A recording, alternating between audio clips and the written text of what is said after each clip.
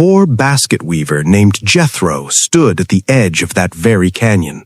No land, no seeds, no money. Everyone laughed at his dream.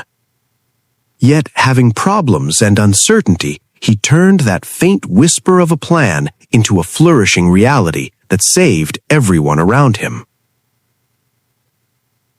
This is the story of how you can transform your plan into the reality you dreamt of. Before we begin, drop a comment. What is one of your plans that never became reality? In a quiet land ruled by a distant king, where a gray stone castle sat high on a hill, lived a young man named Jethro. He was a basket weaver. His fingers could twist dry reeds into the most beautiful baskets in the whole region, but skill did not fill his belly.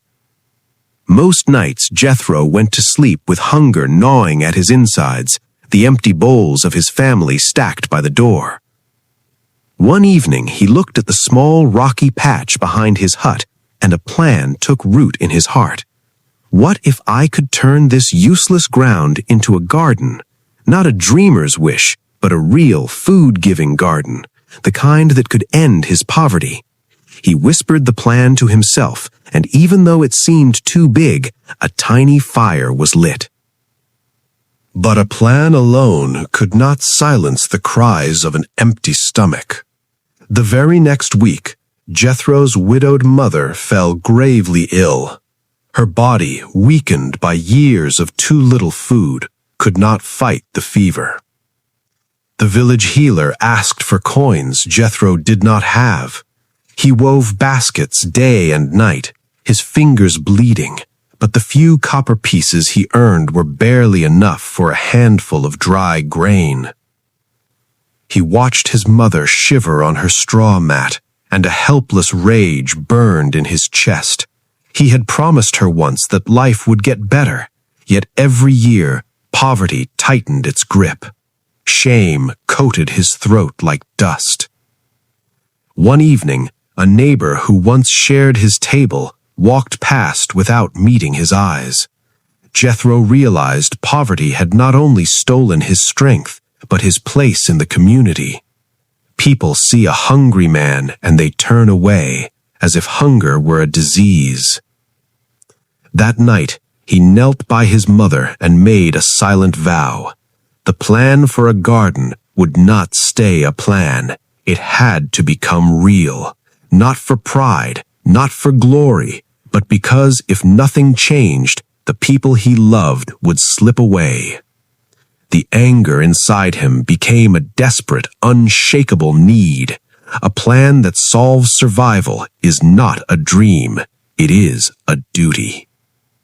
With that duty burning in his heart, Jethro faced an impossible first step. He had not a single coin for seeds. The next morning, as he was cleaning the market stall of a fruit seller, he saw a cracked, dried pomegranate rind that had been thrown away. Inside, stuck to the leathery skin, was one pale seed. He picked it up as carefully as if it were a pearl. That one seed became the foundation of everything. He carried it home, dampened a broken pot, and pressed the seed into the soil with a prayer. No one knew. It was a secret promise. Days passed. He watered the pot with water he fetched from the well before sunrise so the other villagers wouldn't notice. But they noticed. Jethro the weaver thinks he's a farmer now, they chuckled. A basket man growing food, the ground will laugh at him. Their words stung, because he already doubted himself. Poverty had stolen his confidence long ago. But then, one morning, a tiny green shoot pushed through the dark soil. Jethro knelt and stared, tears brimming. A single green shoot turned his whispered plan into a visible promise. In that instant, his confidence was born, not from what others thought, but from proof that a small step had worked. The patch behind the hut was more rock than soil. Every evening, after weaving and selling his baskets, Jethro knelt and moved stones. He couldn't clear it in a day, so he decided just 10 stones each evening. It was boring, painful work. His hands bled, his back ached. Yet, day after day, he kept the promise to himself. Neighbors scoffed. He's building a rock collection, not a garden. But after many weeks, the stones became a wall, and the ground began to breathe. He turned the hard earth with a sharpened stick and mixed in ash from his fire. Small steps, always small steps. The first pomegranate seedling grew taller.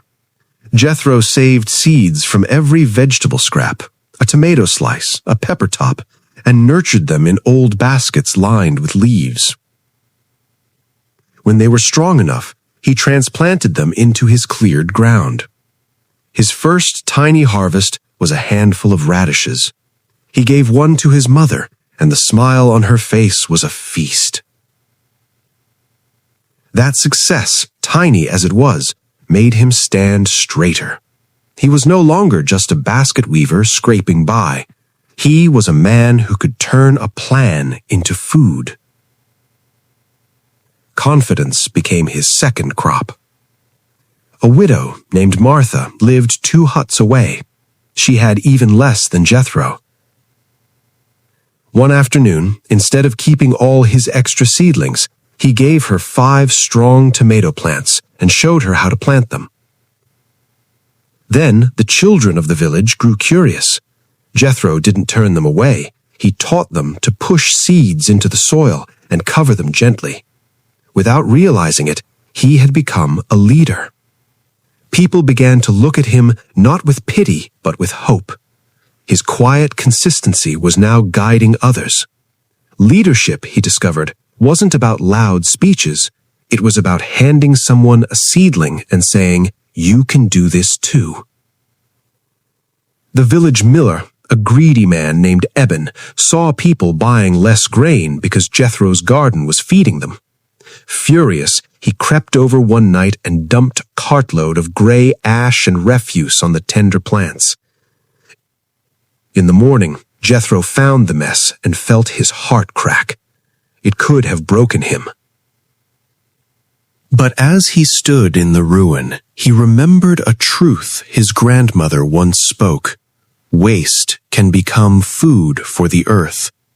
Instead of seeking revenge, he calmly raked the ash into the soil as fertilizer. The garden exploded with new growth. Eben was stunned when he saw the flourishing beds. Jethro forgave him, and slowly the miller's shame turned into respect.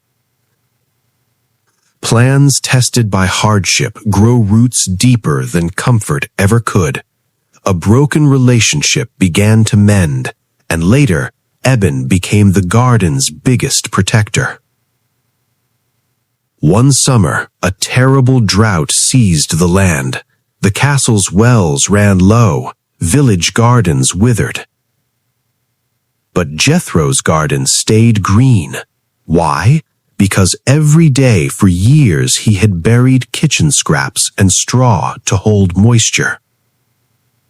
He had watered deeply in the cool dawn, training the roots to go down instead of spreading at the surface.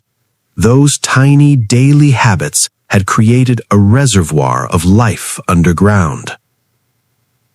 While others panicked, Jethro shared his produce openly. Baskets of vegetables went to every family. Hunger didn't stand a chance. His small, consistent actions had not only saved his own family, but solved a crisis for the whole village. After the drought, the village elder offered Jethro a piece of abandoned common land near the castle's outer wall. Jethro gathered the villagers, including a now humble Eben, and together they cleared it. He taught everyone his method, one square at a time, a little every day. Men, women, and children worked side by side. The garden grew so large and abundant that even the king's steward rode down to see it. The steward declared it a village treasure, granting protection and seeds from the castle stores. What started as a single seed in a broken pot had reshaped the life of an entire community. Poverty loosened its grip. People had not just food, but dignity. Jethro, the basket weaver, had turned a plan into a reality far bigger than he had ever dared to imagine. As Jethro stood in the golden evening light, looking at the green waves of plants that stretched before him, he understood a deep, quiet truth. Small steps, like drops of water, had carved a river of reality from a mountain of plans. Now you have witnessed the full transformation, from a man crushed by poverty to a successful who turned a tiny plan into a reality that saved him and everyone he loved. That same power is already inside you.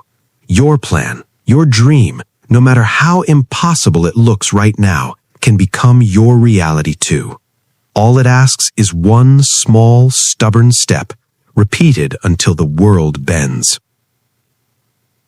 So what is the one small step you will take today for your own plan? Let me know in the comments, and let your action become the first seed of your unstoppable reality. If you have the fortitude to turn your plans into reality, hit that subscribe button.